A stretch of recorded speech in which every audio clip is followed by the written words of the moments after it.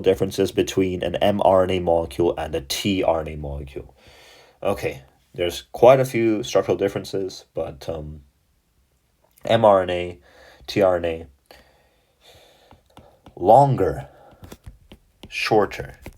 Remember, if you're differentiating something like this, I see so many people say, well, they might allow it. I don't know, but it's a pet peeve of mine if you say long and short, because, well, what quantifies long, right? What quantifies short? It's all perspective. But if you say longer and shorter, you're saying this one's longer than the other. That's the difference. This one's shorter than the other. Yeah, pet peeve. Doesn't really matter that much. Right? Just write whatever you want. Yeah. Sorry for that. Okay. tRNA. We have that distinct clover shape, right?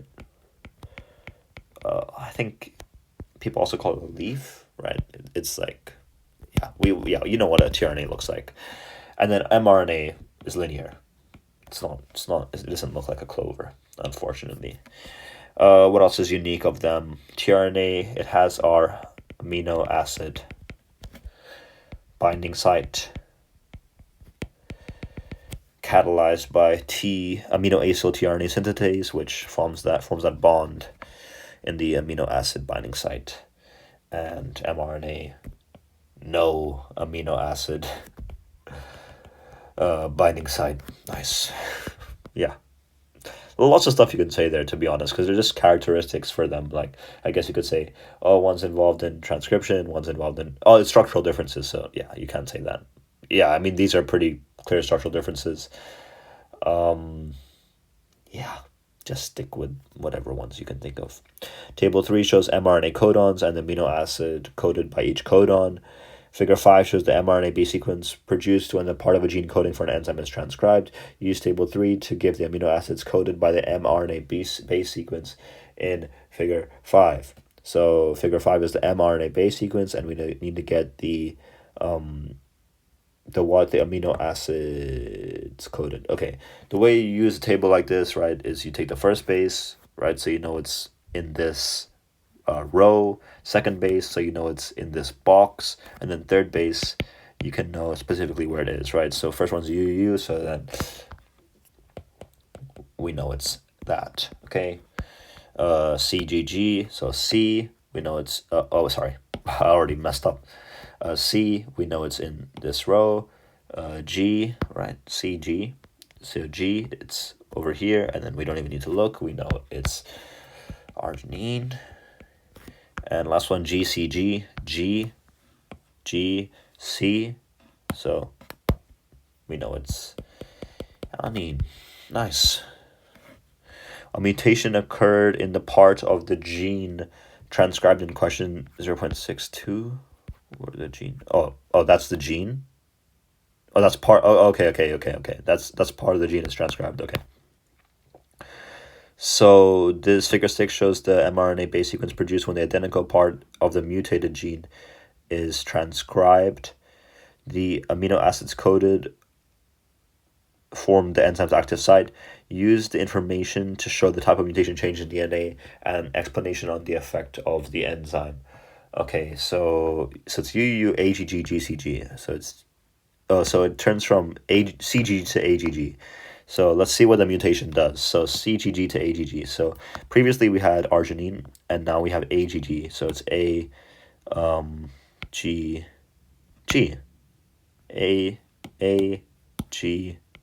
Okay, well, it's arginine again. So yeah, type of mutation, right? Single base substitution. Because remember, this mutation's on like a codon level, even though nothing changed in the amino acid, right? There's still a mutation, but it's a single base substitution where we changed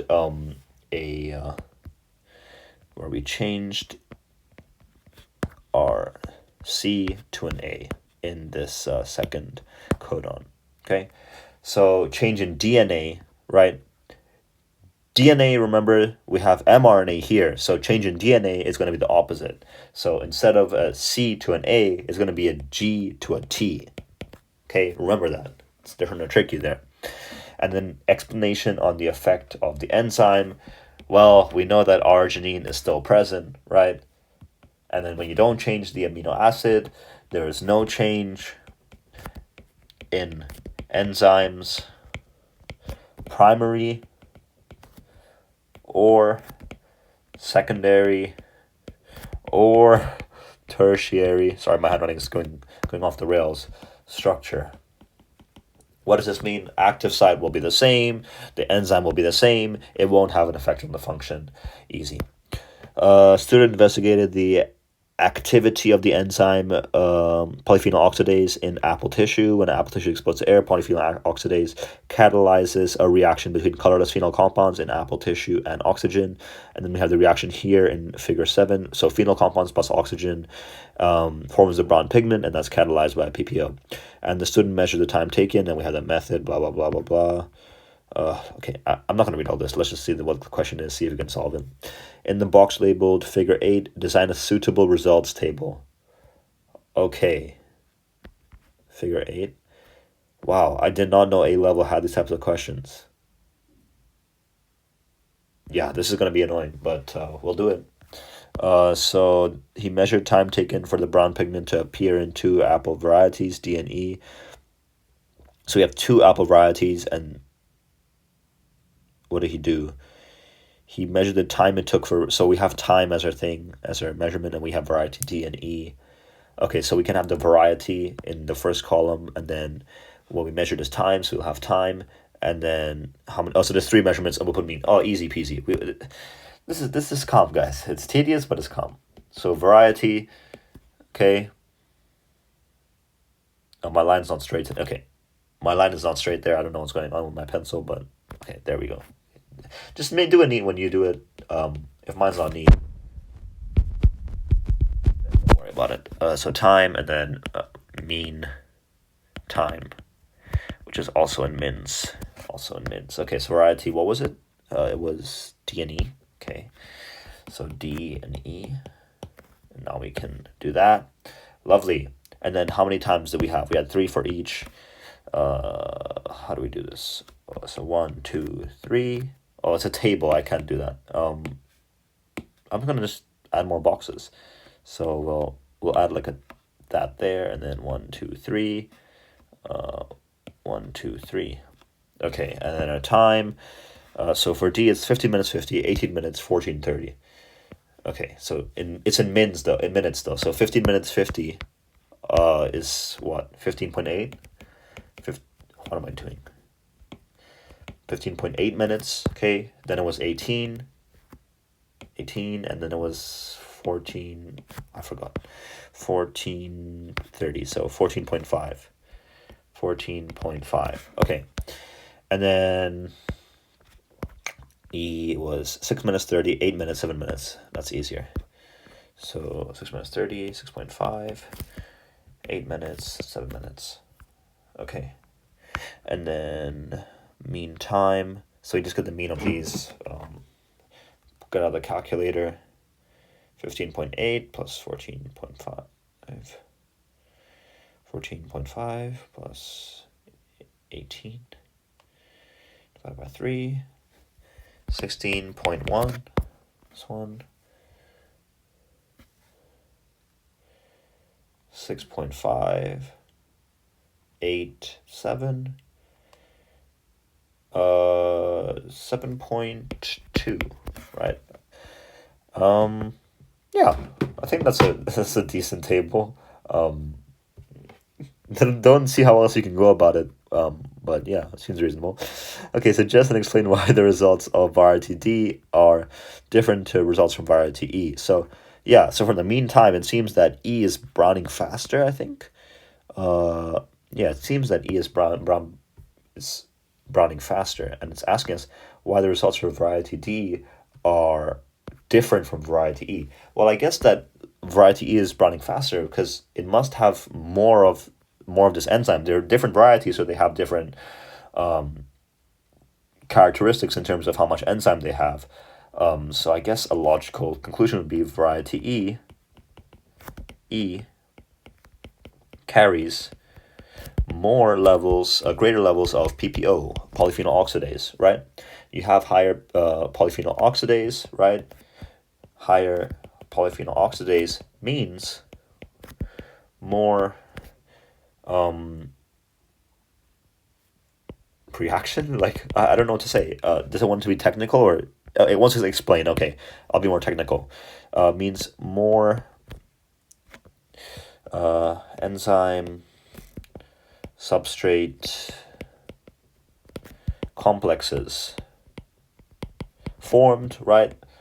Because you increase enzyme concentration, you have more enzyme substrate complexes formed, like up to a peak. But yeah, it's still more enzyme substrate complexes formed, and that increases levels, increases speed of browning.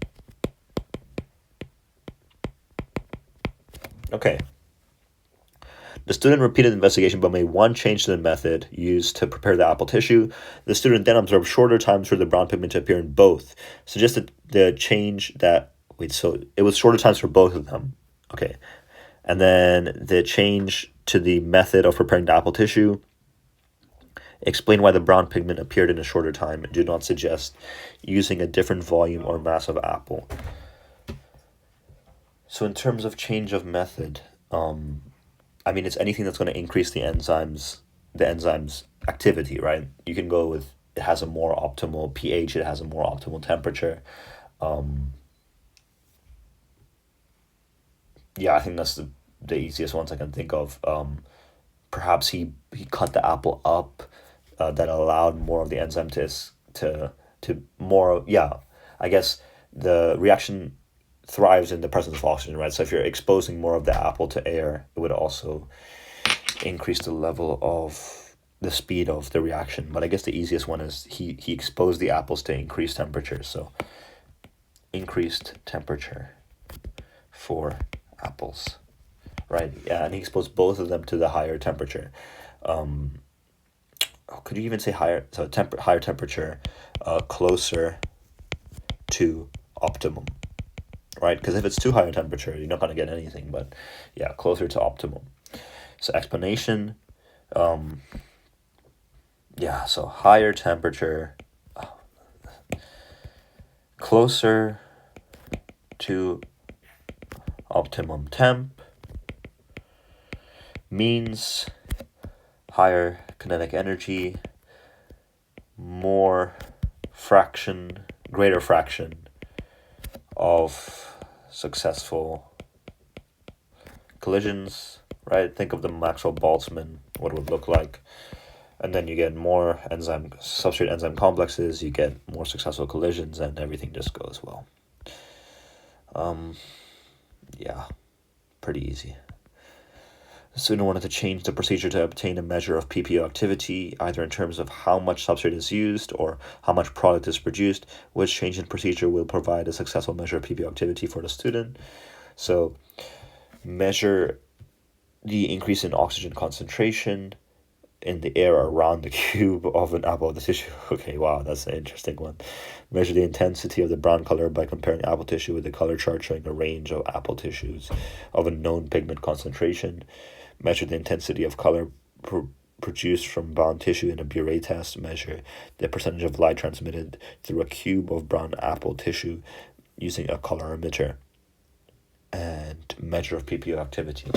Okay, this is unreasonable. This is also doesn't make any sense. You wouldn't use a Buret test to measure intensity of color. Percentage of light through a cube of apple tissue, it doesn't make sense. A solid cube, it wouldn't work in a colorimeter, right? If you made a solution, it would be different. It would be a different story, and it would raise some other questions. But the most valid one is 2. Even if it's not that scientific, it's quite useful to use a known pigment, use a color chart, and then compare it. Okay. Give 2 structural features of an aorta wall and explain how they are related to the function of an aorta. Well, we know the aorta carries this high pressure blood from the heart and it's carrying it to the whole body, right? So what would it need to withstand this high pressure? Well, the aorta has smooth muscle in its wall. The smooth muscle withstands high pressure. Right? What else? Well, the aorta is quite elastic. It has a tissue layer that's quite elastic, and this allows it to recoil and stretch, because when you have such a high pressure, you have an increase in blood pressure, right? You need to be able to maintain this wall. You can't have the wall get damaged every time there's an increase in pressure in the aorta. So you have an elastic tissues that can stretch to sustain. Again, it's to sustain high pressures. That's what I thought of when I thought of structural features. I'm sure there's lots more, but I wonder if the valve would even, like a semilunar valve, if you would mention that, if that would count as a feature, but I don't think so. Okay, small tears may occur in layers of tissue in the aorta wall. These tears weaken the wall without bursting the aorta. Scientists measured the aorta diameter in a large population over 60 years. They calculated the risk of an aorta wall developing a tear. There's the data. And then, so it's talking about aorta diameter, and then the number of people with that population, and then their risk of developing a tear. And there's some kind of metric they're using here. They don't mention it, but they've quantified the risk in a number. And blood may push through the tears in the aorta wall. This produces balloon swelling called an aneurysm and increases the aorta diameter. Aneurysms can cause the aorta to burst. Using all the information, what can you conclude about aorta diameter and risk of developing an aneurysm? Well, based on this, it seems that the lower number is associated with low risk. So when you have the smaller aorta diameter, you seem to have a lower risk. It also seems that more people have a smaller aorta diameter. So it wants the... Okay, so the first thing we conclude is small aorta diameters have lower risk, right? They have a lower risk of an aneurysm. What else can we say? I guess higher diameters, higher risk. There's like a correlation. However, few people have very high diameters, right? We established most of the people have these like lower diameters. What else can we say? We can talk about how, because it's quite proportional. 4.64, it's quite an increase, but still not too much. But once you get past that 380, that's very large. So the risk greater than 4.5 centimeters rises by a great proportion compared to the rest.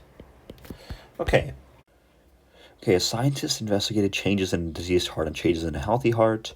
For each heart, the scientists obtained a value for mean blood in a full ventricle before the ventricle contracts, and ejection fraction, where the ejection fraction is the proportion of blood pumped out in a full ventricle. Okay, so it's the volume, the stroke volume divided by the thing we defined before, BVB.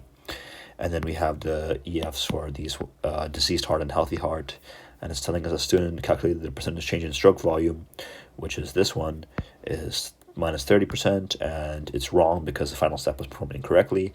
And using the equation in table 5, calculate the correct percentage change in the stroke volume. Okay, so final step performed incorrectly. I guess we can see what the final step is, but it's probably rounding. That's what I'm guessing.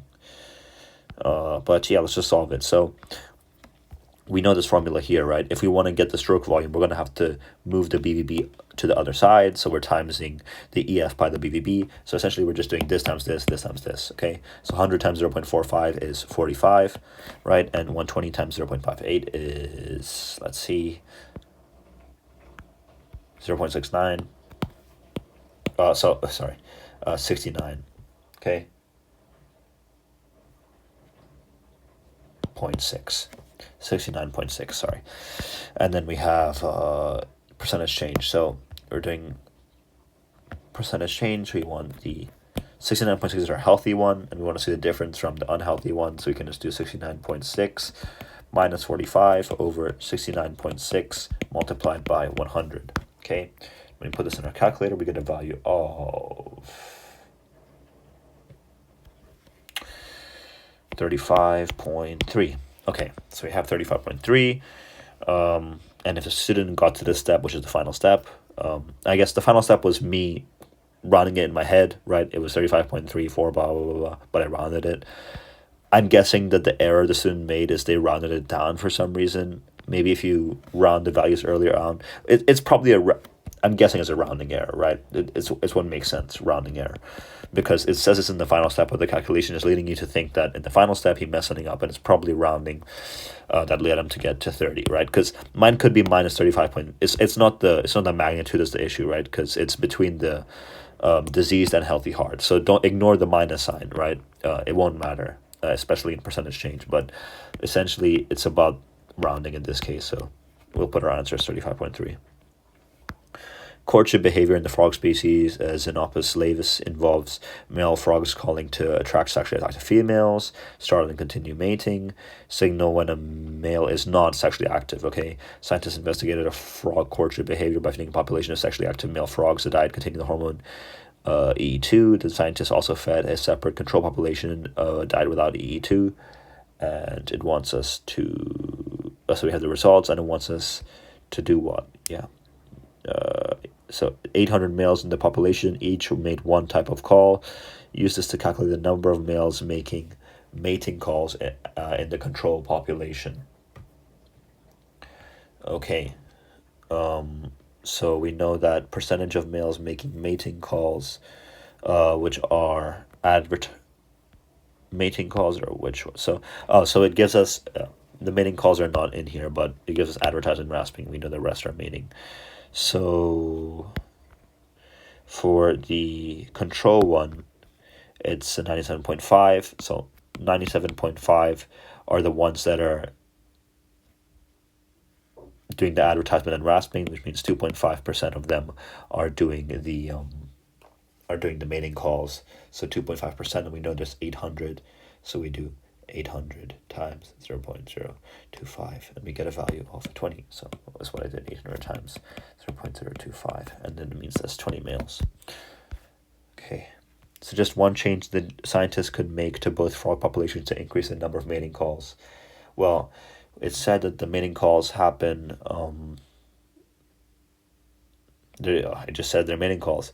I mean, a logical thing, right? You want to increase the mating calls, you add sexually active females, right? Because if there's no females, the frogs aren't going to want to mate. They're going to make the calls. But if there are, then there's going to be some more mating calls. The scientists also investigate the effect of the courtship behavior of feeding EE2 to male frogs on female courtship behavior of feeding EE2 to male frogs. E2 is contained in human contraceptive. Oh, so we have this thing here.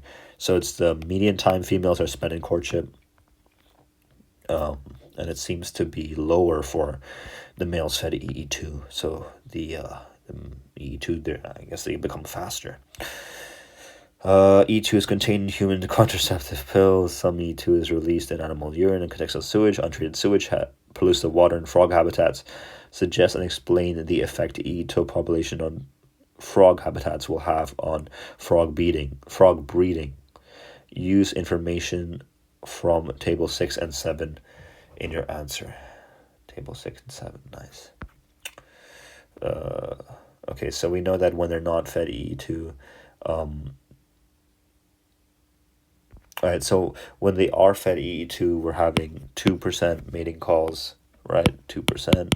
Not fed 2.5% mating calls, and we have an increase in advertisement calls, decrease in rasping calls. Okay, so when they're not fed EE2, there's less rasping calls, which means that more of the frogs are sexually active, because the rasping is when they're not sexually active. So it suggests that EE2 reduces the amount of frogs that are breeding. So if we have EE2 in the habitat, we're going to have reduced frog reduced breeding. I wonder if this is the kind of compound that led to the. I remember there was a news headline that were turning frogs gay. So this might be related to that. I don't know, but yeah, it seems like it would be related. Anyways, so yeah, reduced breeding was the explanation. We know that when we have EE2, there's a greater rasping calls because the males are not sexually active. Okay.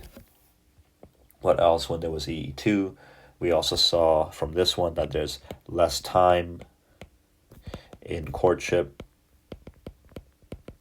What else did we see? We saw that the advertisement calls, there were fewer advertisement calls.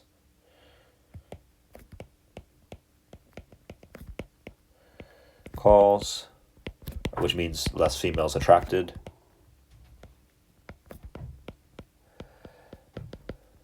Okay. And then you could even talk about the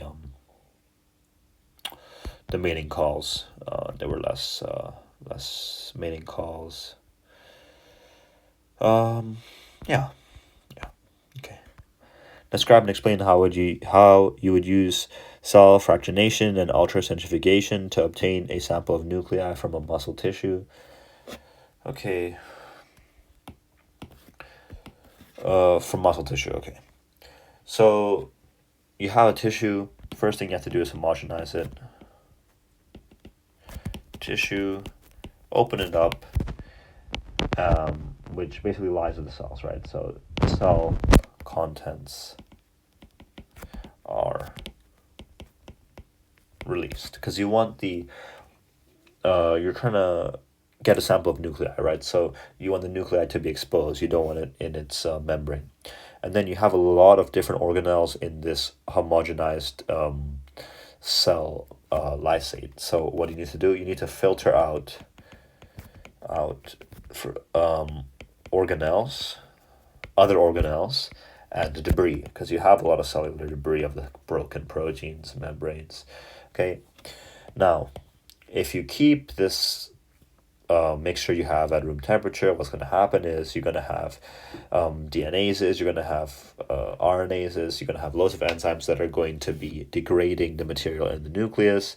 They're going to be degrading your nuclear membrane. Yeah, it's just going to be a problem. So you want to keep at a low temp to reduce enzyme activity. Okay. Now, what else would you not want? What else would you do with it? Keep pH constant to prevent denature, because you need some, you have some important nuclear enzymes you don't want. Prevent denature enzymes. And proteins in general, right? You don't want to denature your proteins. And then it wants to talk about centrifugation, right? Okay. Centrifuge. And because it's a nuclei, right? You're trying to get nuclei, so you want to do it at a lower speed. At a lower speed. And the reason it's lower speed is so that the nucleus forms in the pellet. Right, the nuclei is in the pellet. And then once you do that, you just get rid of supernatant, right? Then you can resuspend the pellet or do whatever you want in the pellet, but then you'll have a sample of nuclei once you do this. And it'll be quite a few nuclei because, there should be nuclei. Quite a few nuclei because you have these multinucleated muscle tissue. You have a lot of, okay. Describe the role of organelles in the production and release of enzymes by animal cells. Do not include details of transcription in your answer. So, role of organelles in the production and release of enzymes by animal cells. What a vague question, but okay. So, I guess we can't mention the steps of transcription, but we can mention transcription in general. But this is just when it's talking about enzymes, we're just going to think of proteins in general because the pathway is the same, right? It's, most of the steps pathway is the same. So we have DNA in nucleus contains code for an enzyme, right? And then an mRNA will transcribe this code to the code will be transcribed into mRNA. That's worded wrong, but so code transcribed to mRNA. We're just mentioning mRNA. We're not mentioning the details of it, so it should be fine. Okay, and then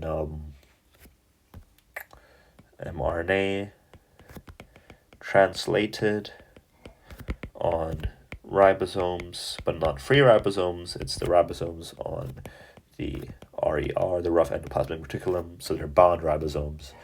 And then